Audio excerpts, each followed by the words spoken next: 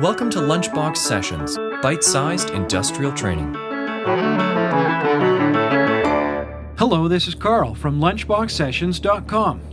In this video, we will look at how the electrical solenoids operate a basic spool-type directional control valve, and we'll look at the mechanical override feature that lets you test for basic functioning of the valve.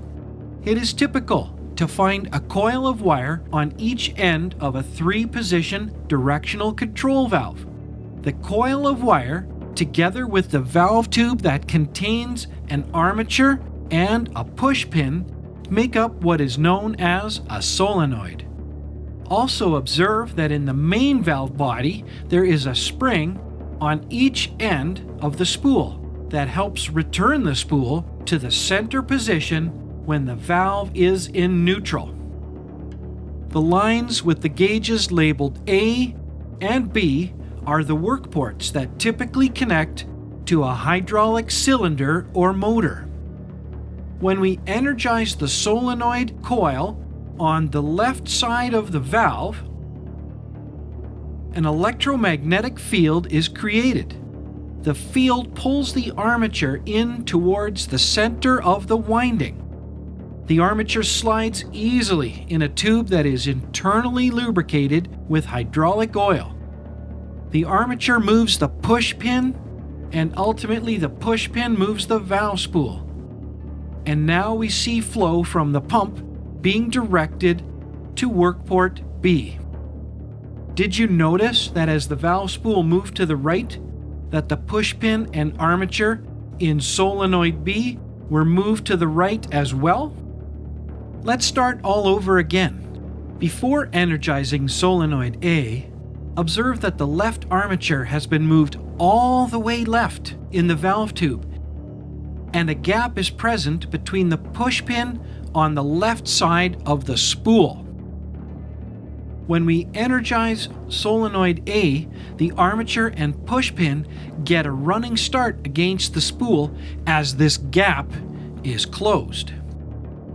When the valve is returned to neutral, notice that the gap between the push pin and spool is now on the right-hand side.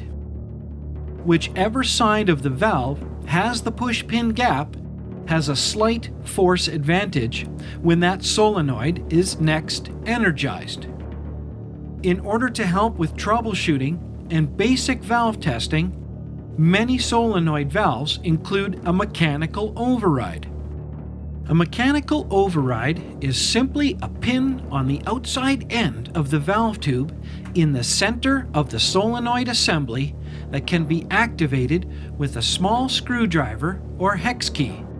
Pushing on the mechanical override is a simple way to find out if the internal parts of the valve, namely the valve spool, is still free to move and operating normally. Make sure that when you push the mechanical override that no solenoid is still energized, especially the solenoid on the opposite side. As the mechanical override feature is more mechanically forceful than the electromagnetic forces of a solenoid, the armature in solenoid A is being pushed outward from the coil's center position, increasing the size of the magnetic field, which in turn increases the amount of current running through the coil.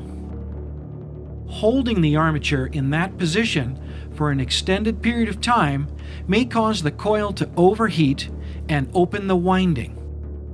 The internal coil wire is now broken. That's a few of the basic functions of solenoids on hydraulic directional valves. Thanks for watching. We have hundreds of interactive resources like this live schematic, so you can try out your wild ideas without blowing anything up. Get started at lunchboxsessions.com.